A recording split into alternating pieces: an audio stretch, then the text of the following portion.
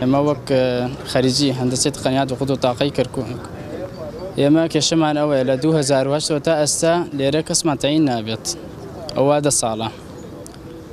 ئەنجا ئەم قسمە ئێمە بەس لە کەرکووک و بەسڕا هەیە یعنی ئەتوان ئەگەڵ ساڵانە 20 نەفەر تەعین کەن ئەوە ئەم کێشەی دروست نابووکەوە عادەتمان گەشتە 300 خەریج پێ ئەوەی تەعین بێت تر بۆ ئێمە داواکاریمان هەیە لە وەزیری نەوت مدیری شەریکەی نەوتی غاز و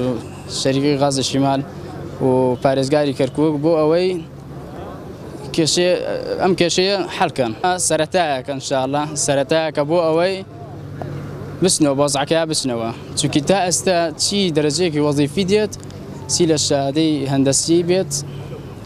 ناوی خودی تێ نییە بەعکسەوە ناوی مەعەدی نەوتی تێ هەندەسی نەوتی تێ تر بۆ ئێمە داواکاری خۆمانە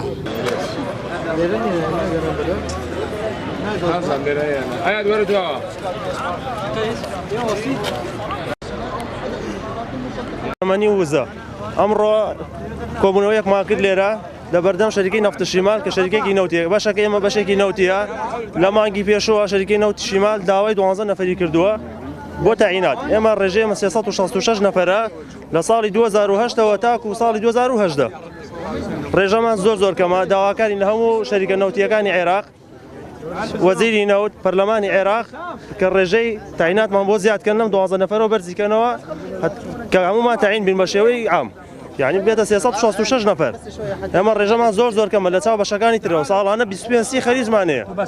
لەگەڵ مەکتەبی دارە و شەریکی نەفتی شیمال لە ژوورەوە کۆبووینەوە